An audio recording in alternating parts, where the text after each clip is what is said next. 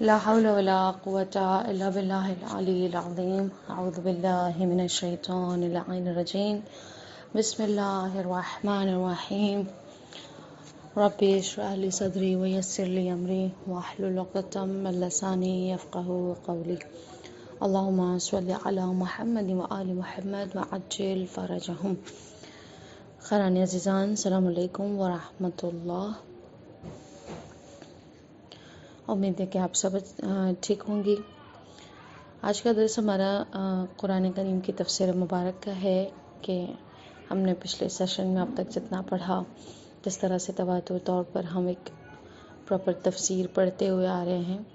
ہمارے آخری پارے کی جو چھوٹی چھوٹی سورہ ہیں ان کے بارے میں ہم نے پڑھا. کئی سورہ ہماری جو ہے وہ مکمل ہوئی ہے، اور اب جو ہے ہمارا آپ کا یہ جو سیشن آپ خاران کا شروع ہو رہا ہے، تو اس میں جو ہے جس طرح سے ہم لوگ پڑھتے تھے کہ تفسیر جو سورہ مبارک جب ہم آغاز کرتے تھے، اس کی تفسیر، اس کا ترجمہ، اس کی جو مضامین وغیرہ ہیں یا اس کے پڑھنے کے جو اثرات ہیں، مادی بھی اور معنوی بھی، اس کے تلاوت کا اجر کیا رکھا ہے خالق کائنات نے، کہ جو چھوٹی چھوٹی سورہ ہے لیکن اپنے اندر ایک گہرا مضمون لیے ہوئے ہیں، کہ جس کی ہمیں مثلا آگاہ ہونے کی ضرورت ہے کہ جو الفاظ قرآنی ہیں، جو چھوٹے چھوٹے سورت ہیں 30ویں پارے کے، جو تقریباً ہمیں حفظ ہوتے ہیں، لیکن اس کی تلاوت کرنے کا کیا ثواب ہے، اس کے اثرات کیا ہوتے ہیں، اور کن کن مشکلاتوں کی وہ چابی ہوتی ہے ہمارے لیے. یہ ساری چیزیں جس طرح سے ہم پڑھتے ہوئے آ رہے ہیں، انشاءاللہ اس سیشن میں بھی، یہ ٹرم میں بھی ہم آگے ایک دوسرے کے مدد و کمک سے ہم آگے بڑھتے ہوئے اپنے علم میں اضافہ کرتے جائیں گے. خوب، آج جو ہمارا آغاز ہونا ہے سورہ کا، سورہ شمس ہمیں پڑھنا ہے. سورہ شمس جو ہے وہ 30ویں پارے میں پائی جاتی ہے. 91 سورہ ہے ہمارے قرآن کریم کی جو سیریز ہے، مثلا جو تواتر طور پہ وہ 91 سورہ ہے یہ، اور یہ مکی ہے، یعنی مکے میں نازل ہوئی تھی، اور اس میں 15 آیتوں پر مشتمل ہیں، یعنی کلاً اس میں 15 آیتیں پائی جاتی ہیں. بسم اللہ الرحمن الرحیم. والشمس وضحاها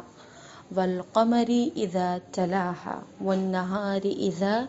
جلاها والليل اذا يغشاها والسماء وما بناها والارض وما طحاها ونفس وما سواها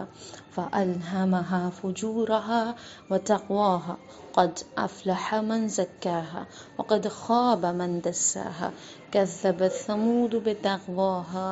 إذ انبعث أشقاها فقال لهم رسول الله ناقة الله وسقياها فكذبوه فعقروها فدمدم عليهم ربهم بذنبهم فسواها ولا يخاف عقباها. صدق اللہ العلی العظیم. یہ جو سورہ کی تلاوت کی گئی ہے، آپ نے سنا کہ کس طرح سے متواتر طور پر، یعنی جہاں جہاں پر بھی ایک جو لفظ واو یعنی حرف واو استعمال ہوا ہے، وہ حرف واو جو ہے دو چیزوں کو جوڑنے کے لیے بھی استعمال ہوتا ہے، جسے ہم اور کہیں یا اینڈ کہیں، انگلش میں آپ کہیں، یعنی دو چیزوں کو جوڑنے والا، یا تو دو الفاظوں کو جوڑنے والا یا تو دو جملوں کو جوڑنے کے لیے لفظ واو استعمال ہوتا ہے. لیکن یہاں پر جو ہم پڑھ رہے ہیں والشمس وضحاها، خوب، یہ جو ایک دوسرے میں جڑ رہا ہے، مثلا آپ جوائننگ لیٹرز ہیں یہاں پہ والشمسی، جس طرح سے ہم نے یہاں پہ پڑھا، یہ جو لفظ واو یہاں پر آیا ہے، اگر ہم یہاں پہ جا کے مثلا عربی کے لغت میں یا اس کے گرامرز میں جا کر دیکھتے ہیں، تو یہاں پر یہ جو لفظ واو آتا ہے کسی اسم سے پہلے، کسی نام سے پہلے جب آ جاتا ہے، جیسے ہم کہتے ہیں واللہ، یعنی اللہ کی قسم، یعنی لفظ واو قسم کا کام کرتا ہے، یعنی کسی چیز کی جو اسم ہے، اس اسم کی، اس چیز کی قسم کھائی جا رہی ہے. یہاں پہ شمس کا معنی کیا ہے؟ شمس کا معنی سورج ہے. تو یہاں پہ سورج سے پہلے جب واو آ گیا، یہاں پہ یہ واو ملا نہیں رہا، کیونکہ اس کے پہلے کچھ بھی نہیں ہے، لیکن وہ اسم سے پہلے جب آ گیا ہے، اب یہاں پہ یہ جو جوائن کر رہا ہے، یعنی قسم کھا رہا ہے پروردگار کس کی؟ والشمس وضحاها، یعنی خدا سورج کی یہاں پر قسم کھا رہا ہے. اس کے آگے یعنی آپ پڑھتی جائیں، والقمر اذا تلاها والنہار واللیل والسماء والارض. ٹھیک ہے، تو یہ جو واو واو واو آ رہا ہے یعنی متواتر طور پر خالق کائنات یہاں پہ قسم کھاتا جا رہا ہے. ٹھیک ہے، ایک چیز آپ لوگوں کے سامنے جو ہے وہ روشن کر دوں کہ قسم جو ہے کھانے کا جو موقع ہوتے ہیں وہ اس وجہ سے نہیں ہوتے ہیں کہ سامنے والا یعنی اگر کوئی قسم کھا رہا ہے تو یہ نہیں کہ وہ اپنی سچائی کو ثابت کرنا چاہتا ہے، نہیں، یا وہ جھوٹا نہیں ہے اس لیے کر رہا ہے اس چیز کو. یہاں پر خداوند عالم نعوذ باللہ نہ اس کی حقانیت پہ کوئی حرف ہے، ٹھیک ہے، نہ وہ جو باتیں کرتا ہے جو اس کے الفاظ ہوتے ہیں اس میں بھی کوئی بھی شک و شبہ نہیں ہے. صحیح. تیسری چیز یہ کہ خالق کائنات نعوذ باللہ وہ کوئی جھوٹا کاذب بھی نہیں ہے. ٹھیک ہے، خدا کی ہر حرف جو ہے وہ مہر ہے، ایک محکم چیز ہے. ٹھیک ہے، نہ اس میں کوئی تردید، نہ اس میں رد و بدل ہوتا ہے، نہ کوئی پچھتاوا ہوتا ہے، نہ کوئی لغو چیزیں ہوتی ہیں، نہ کوئی بےمانی چیزیں ہوتی ہیں. ٹھیک ہے، تو معلوم یہ پڑتا ہے کہ مثلاً یہاں پر جو یعنی خالق کائنات نے جہاں پر بھی قرآن مجید میں اپنی کتاب میں جہاں پر بھی قسمیں کھائی ہے، قسم کھانے کا معنی یہ ہوتا ہے کہ اس چیز کی یعنی جس کی قسم کھائی جا رہی ہے اس چیز کی امپورٹنس بتانا ہوتا ہے، اس کی چیز کی اہمیت بتانی ہوتی ہے کہ کیوں، یعنی وہ اتنی لائق ہے، وہ اتنی ویلیویبل ہے، یعنی اتنی اس کی ارزش ہوتی ہے، اتنی اس کی مطلب امپورٹنس ہوتی ہے کہ اس کی خداوند عالم قسم کھائے. یعنی یہ چھوٹی چیز نہیں کہ خالق کائنات سورج کی قسم کھا رہا ہے، چاند کی قسم کھا رہا ہے، اور تواتر طور پہ یعنی کسی بھی صورت میں خداوند عالم نے یہاں پر یعنی سورہ شمس میں کسی بھی سورہ میں اتنی زیادہ قسم نہیں کھائی، یعنی اتنی زیادہ کنٹینیو ایک کے بعد ایک مثلا پے در پے کوئی قسمیں نہیں کھائی گئی ہیں. اگر سورہ میں آئیے تو ایک بار، دو بار، تین بار، لیکن یہاں پر خداوند عالم نے یہاں پر جو مثلا قسم کھائی ہے وہ 11 قسمیں کھائی ہیں خوب سورہ شمس میں. اب ہم یہاں پر دیکھیں، چلے آگے بڑھتے ہوئے، سورہ شمس کے جو مضامین ہیں، جو اس کے مضمون ہیں وہ کیا ہیں. اس سورہ میں اللہ تعالیٰ نے متعدد جس طرح سے بتایا قسمیں کھائی ہیں، مثلا قسمیں پیش کی ہیں اپنی، انسان کو اس کی حقیقت بتا دی ہے کہ اس کے سامنے 2 راستے ہیں. اگر اس نے بھلائی اور تہذیب کے راستے کو اپنایا تو اپنی حقیقی منزل کو پالے گا، اور اگر اس نے بھلائی کو نہ اپنایا تو وہ برباد ہو کر رہ جائے گا. یعنی خالق کائنات نے اس کو چھوٹے سے سورے میں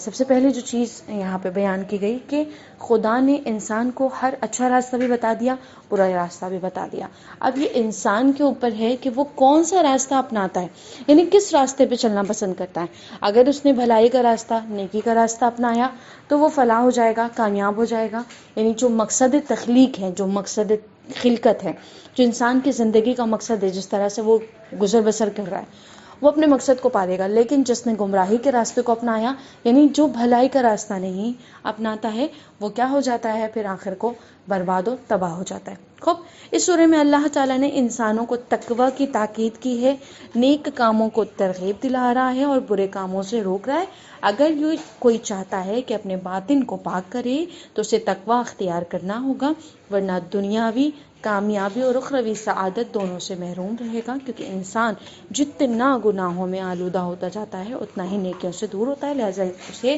آفات و بلائیات میں مبتلا ہوتا جاتا ہے. یعنی یہ دنیا کی ایک بہت زیادہ واضح حقیقت ہے، روشن حقیقت ہے کہ انسان خداوند عالم نے انسان کے لیے جو اچھے راستے چنے ہیں وہ اسی میں انسان کی اپنی بھلائی ہے. یہ نہ سوچیں ہم کہ نہیں، جو اچھا راستہ جو اللہ نے رکھا ہے اس میں کہیں نہ کہیں ہمیں نقصان ہوگا. نہیں، اگر واقعاً اس طرح سے زندگی کی جائے جس طرح سے خداوند عالم نے ہمیں زندگی کرنے کے لیے حکم دیا ہے کہ کن راستوں پہ چلنا ہے، کن کے ساتھ چلنا ہے، کن کی ماننی ہے، کنہیں فالو کرنا ہے، کس کی پیروی کرنی ہے، یعنی جو قانون ہیں، جو ہماری طرز حیات کے قانون ہیں، جس طرح سے خداوند عالم نے بنایا ہے، جو راستے دکھائے ہیں، جو مقصد دکھائے ہیں، جہاں تک ہمیں پہنچنا ہے، جس منزل تک ہمیں جانا ہے، وہ ساری چیزیں جو ہمارے لیے معین کی گئی ہیں، جو ہمارے لیے مخصوص کر دی گئی ہیں، اگر اس چیز کو انسان محکم پکڑ کے رکھتا ہے، یعنی اسی چیز پر چل جاتا ہے، تو اسے فلاح نصیب ہوتی ہے، یعنی وہ کامیاب ہی کامیاب ہے۔ دھیرے دھیرے انسان کیا ہو جاتا ہے، وہ کامیابی کی طرف اپنی جو بہترین منزل ہوتی ہے اس کو پانے لگتا ہے۔ لیکن یہی چیز اگر الٹ ہو جائے کہ انسان اگر بھلائی کے راستے کو چھوڑ کر کسی اور راستے کی طرف جاتا ہے جہاں پر بھلائی نہیں ہوتی ہے، جہاں پہ جانے سے منع کیا گیا، ممانعت ہے، وہاں پر جب انسان جاتا ہے تو وہاں پہ تباہ اور برباد ہو جاتا ہے۔ پھر انسان کی زندگی میں کچھ بھی نہیں رہتا سوائے گمراہی اور ذلت کے۔ ٹھیک ہے، اب جو ہمیں یہاں پہ بتایا جائے کہ خداوند عالم نے اس سورہ میں جو ہے وہ تقوی کی تاکید کی گئی ہے کہ تقوی اختیار کرو، اور جس نے بھی تقوی اختیار کر لیا، نیکی کی، وہ دھیرے دھیرے اس کے اندر یعنی باطن جو ہوتا ہے اس کا بہترین ہوتا ہے، یعنی انسان کو جو چھن کر، یعنی تقوی اور پرہیزگاری کرنے سے انسان کی جو روح میں پاکیزگی آتی ہے، جو انسان کے اندر کا جتنے بھی مطلب وہ سولفلی اس چیز کی طرف بڑھتا ہے، مثلا جو انسان کو ایک بہترین کی طرف لے جاتا ہے۔ ٹھیک ہے نا، تقوی جب انسان اختیار کرتا ہے تو اس کا باطن بھی کیا ہو جاتا ہے، پاک ہو جاتا ہے، بہترین بننے لگتا ہے، روشن ہونے لگتا ہے، نورانی بن جاتا ہے۔ لیکن یہی چیز جب انسان تقوی الہی یعنی گناہوں کی طرف، فسادوں کی طرف اور بری چیزوں کی طرف جب بڑھتا ہے تو اس کے اندر کی جو اچھائیاں بیسیکلی انسان کے اندر جو پائی جاتی ہیں وہ دھیرے دھیرے کر کے کیا ہو جاتی ہیں، ختم ہو جاتی ہے، اور انسان اتنا ہی برائیوں کے دلدل میں پھنستا جاتا ہے، اور آخر کو اس کا جو انجام ہوتا ہے وہ کیا ہوتا ہے کہ آفات اور بلا میں بالکل گھر جاتا ہے، مصیبتیں اس کے اوپر ٹوٹنے لگتی ہیں۔ ٹھیک ہے، اب یہاں پر جو دوسرے اور بھی مضامین جو آخر میں سورہ کے بیان کیے گئے ہیں، اس پارٹ میں جو آخر کے پارٹ ہے اس میں ہم نے پڑھا کہ جس طرح سے وہاں پہ آئے کریمہ قَذَّبَتْ ثَمُودُ بِطَغْوَاهَا خب اِذَا انبَعَثَ أَشْقَاهَا، یہ ساری جو آیتیں ہیں یہاں پر مثلا بتایا جا رہا ہے کہ خالق کائنات نے یہاں پہ جو ہے قوم سمود کے بارے میں یہاں پر ذکر کیا گیا ہے کہ جنہوں نے بے انتہا سرکشی کی تھی، اللہ کی نافرمانی کی، اللہ کے نبی کی نافرمانی کی۔ ٹھیک ہے، تو ان کے ساتھ انجام جو ان کا ہوا تھا وہ یہاں پر بتایا گیا کہ ان کا انجام کیا ہوا، جنہوں نے سرکشی یعنی قوم سعود نے سرکشی کی تھی، خوب ہر چیزوں سے انکار کیا، جس طرح سے انہوں نے زندگی بسر کی، اس کا لیکن انجام کیا ہوا، برا ہوا۔ ٹھیک ہے، اللہ نے قوم سعود کا جو ذکر، سمود کا جو ذکر کیا ہے، یہاں پر جو مثال دی گئی ہے وہ کیا ہے، قریش کے مکے والے کو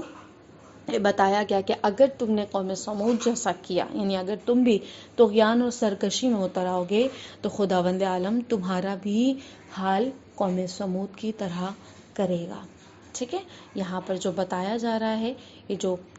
مثال دی گئی ہے وہ انسان کی ہوشداری کے لیے ہے کہ انسان اپنی آنکھیں کھول لے اور اپنے دل کی آنکھوں کو کھول کر ان چیزوں کو اپنائیں جو اللہ نے اسے فرمان دیا ہے۔ خوب کچھ فضیلتیں ہیں یہاں پر تلاوت کرنے کی، جس طرح میں نے بتایا کہ آپ ہمیں جو ہے وہ پچھلے درس میں بھی ہم پڑھتے ہوئے آ رہے ہیں کہ ہر سورہ کی تلاوت کرنا، اسے پڑھنے کی ایک فضیلت ہے، ایک اہمیت ہے، ایک ثواب جو انسان کو اجر عطا کیا جاتا ہے۔ یہاں پر سورہ شمس میں حضرت رسول خدا صلی اللہ علیہ وآلہ وسلم فرماتے ہیں کہ جو اس سورہ کے تلاوت کرتا ہے گویا اس نے اس چیز پر تصدیق کی ہے کہ جس پر سورج چاند چمکتے ہیں، اور ان تمام چیزوں کی تعداد میں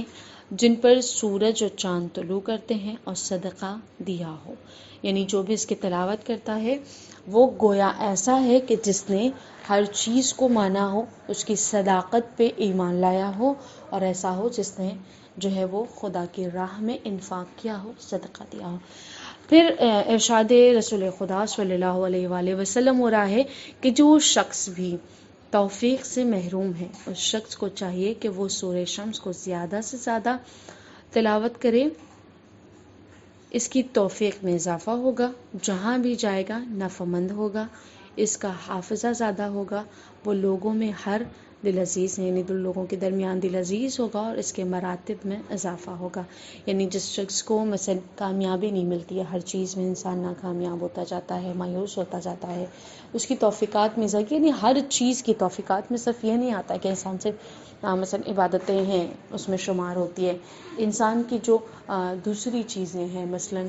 انسان کی آپ عبادتیں کہہ لیں، یا انسان کا جو دوسرا اخلاقی پہلو ہے، بہترین طریقے سے ملنا، معاشرے میں مثلا سوشلائز کرنا، وہ چیزیں، کسی کے لیے صدقہ دینا، کسی کی مدد کرنا، کسی کے ساتھ اچھائی کرنا، کسی کے ساتھ اخلاق سے پیش آنا، کسی مصیبت زدہ کو مصیبت سے نکالنا، کسی کو پریشانی حال میں اس کی مدد کرنا، یا انسان جو بھی کرتا ہے، مثلا اگر گھر میں ہے، خواتین ہیں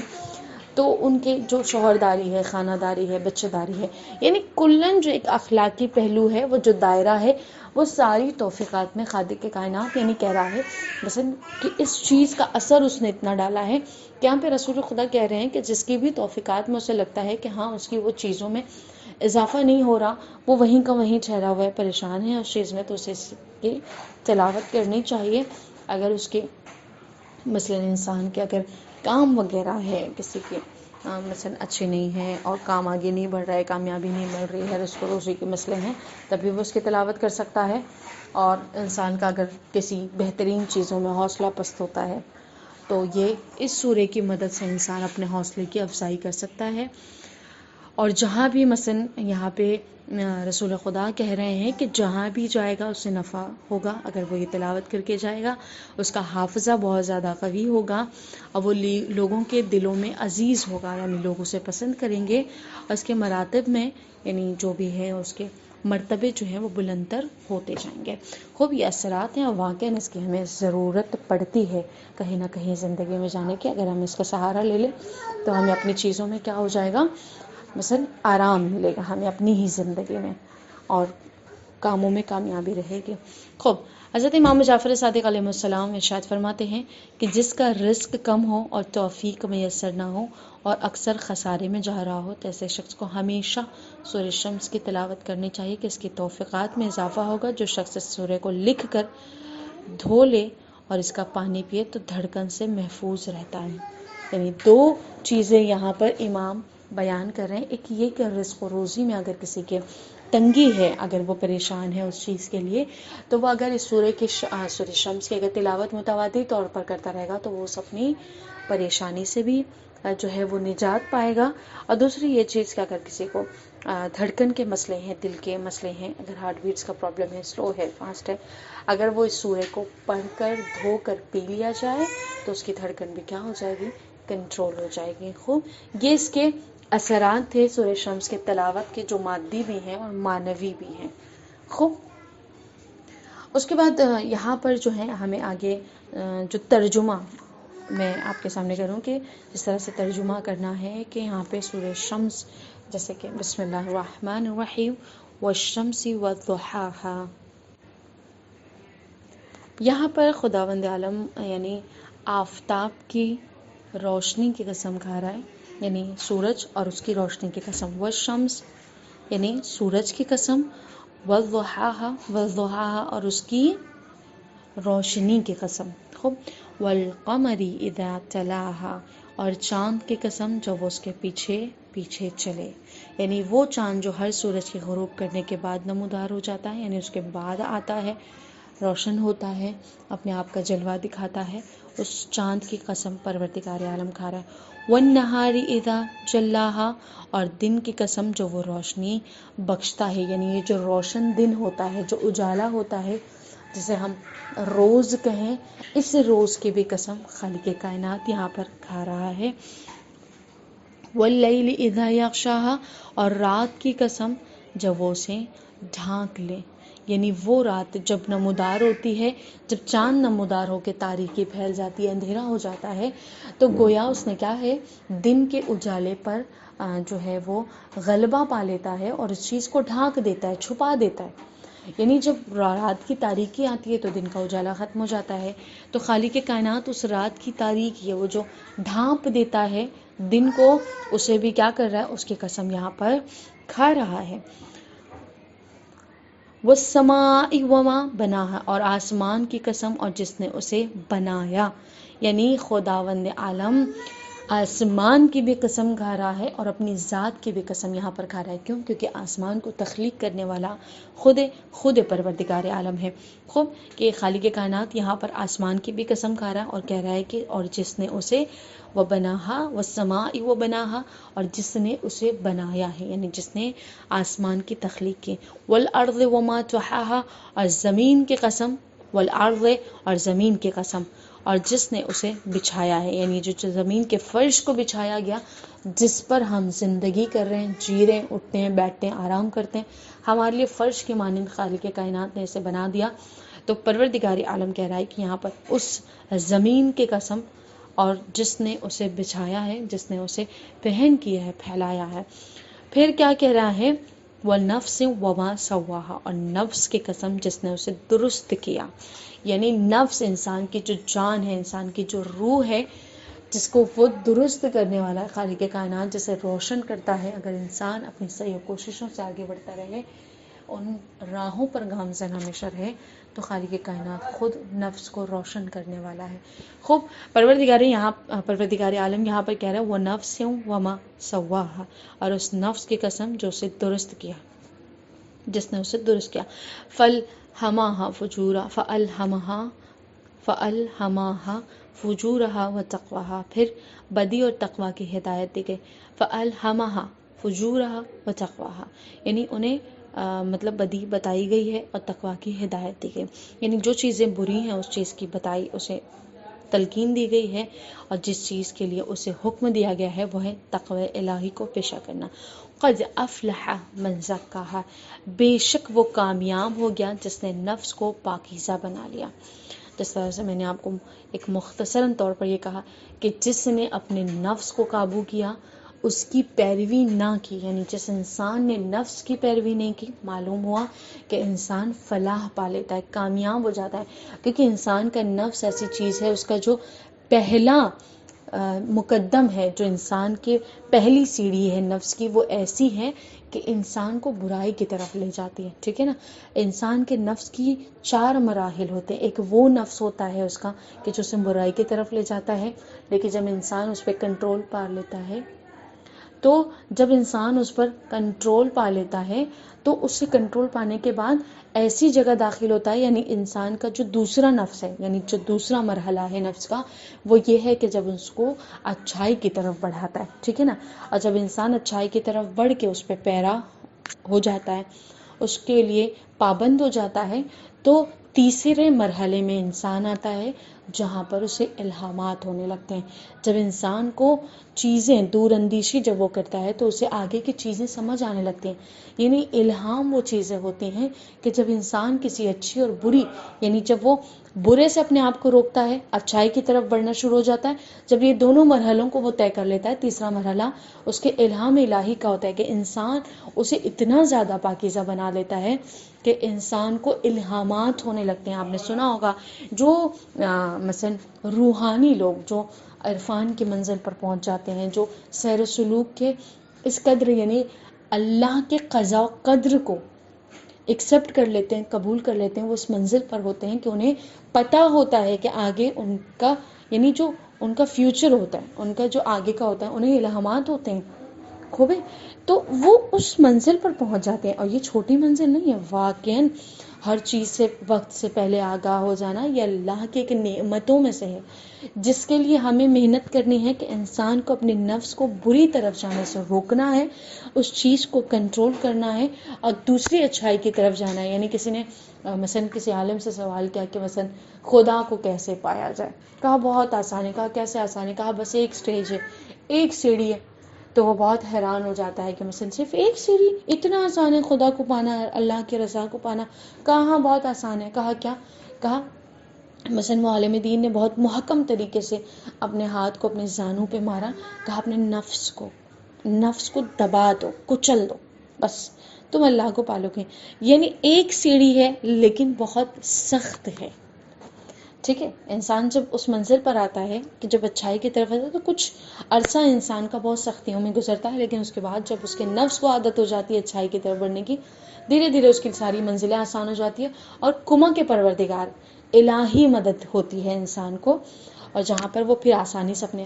آگے کے راستے سب طے کرنے لگتا ہے۔ خوب یہاں پہ کیا کہا جا رہا ہے کہ اس کو تقوی اختیار کرنے کا حکم دیا گیا، اب وہ نفس مثلا بے شک وہ کامیاب ہو گیا جس نے نفس کو پاکیزہ بنا لیا، وقت خواب من دساہا، اب وہ مثلا نامراد ہو گیا جس نے اپنے نفس کو آلودہ کر لیا۔ کذبت ثمود بطغواہا،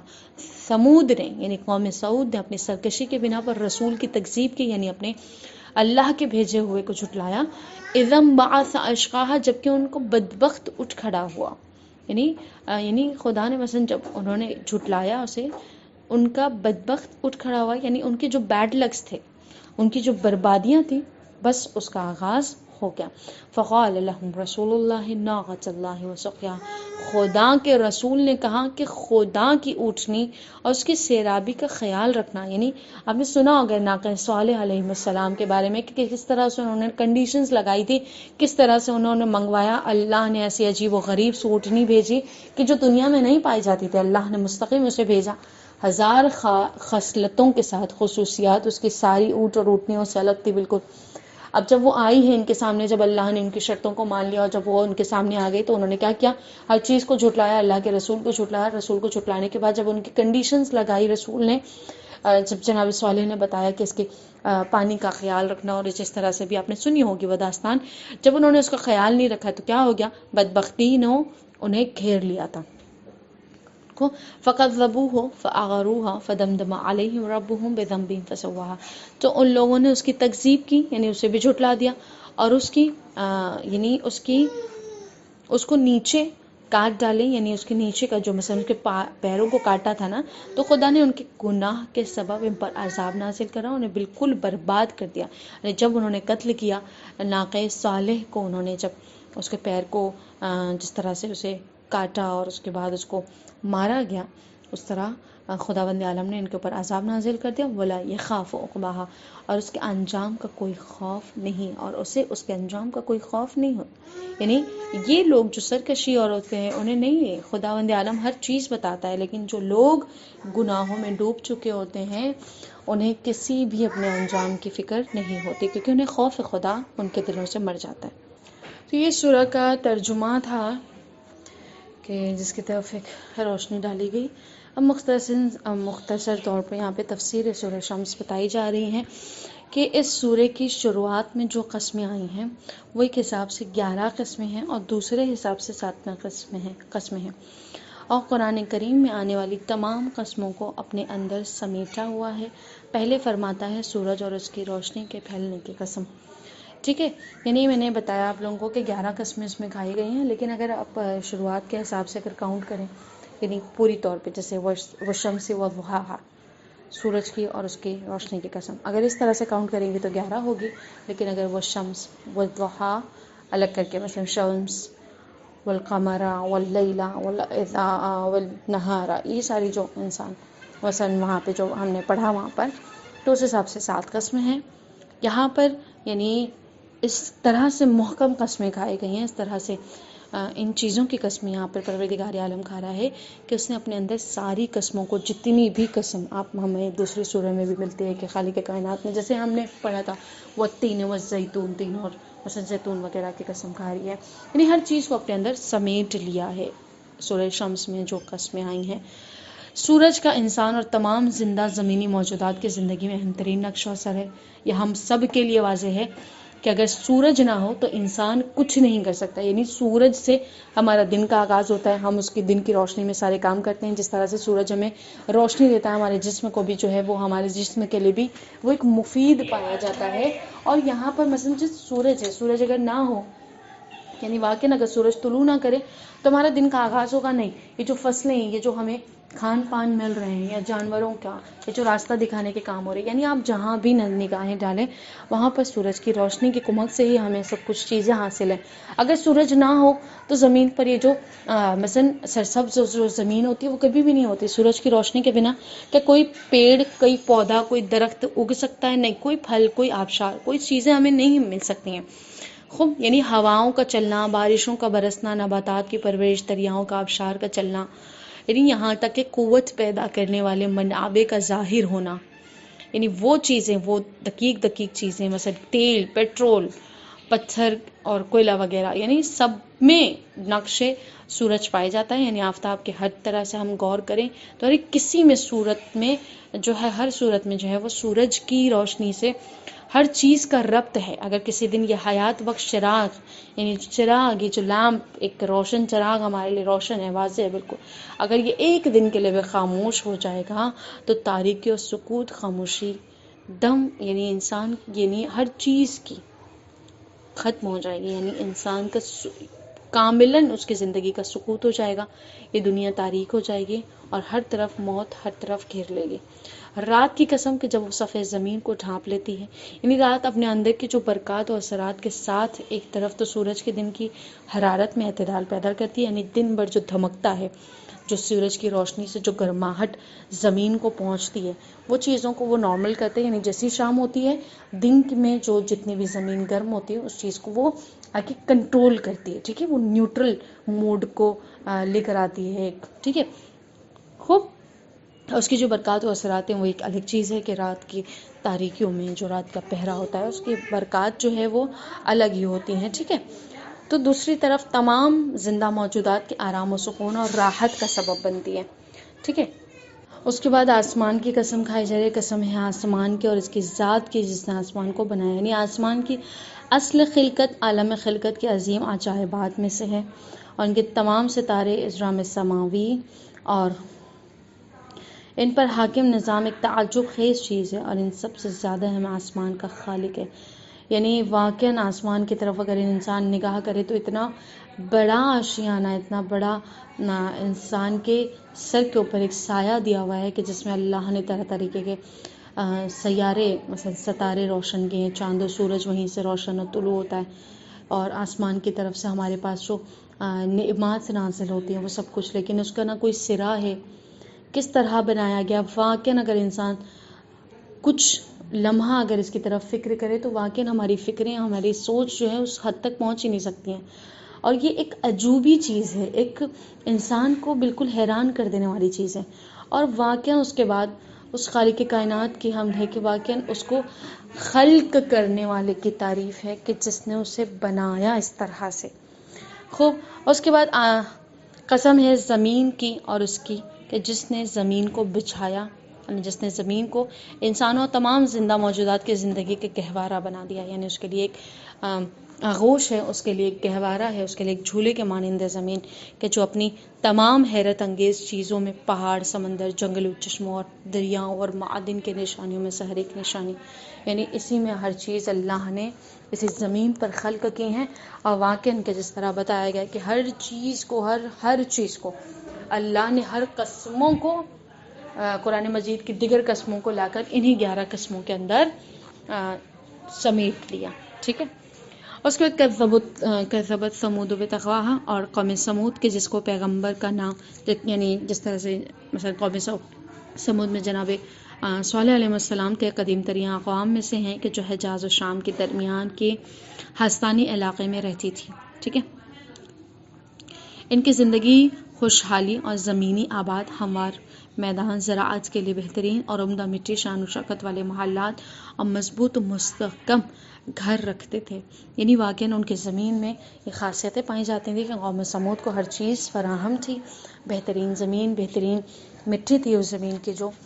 کاشتکاری کے لیے بہترین تھی، اور مستحکم گھر تھے ان کے، بہترین گھر تھے. ان سب کی چیزوں پر شکر الہی کے بجائے انہوں نے سرکشی کی، اور اللہ کی حمد اور اللہ کے شکر کے علاوہ انہوں نے کیا کر لیا، اس سے طغیانی برت لی، اور اپنے نبی حضرت صالح علیہ السلام کی تکذیب کی، انہیں جھٹلا دیا، اور اٹھ کھڑے ہوئے ان کے اپوزیشن میں، یعنی ان کے خلاف اٹھ کھڑے ہوئے اور آیات الہی کا یعنی اللہ کی نشانیوں کا مذاق بنایا،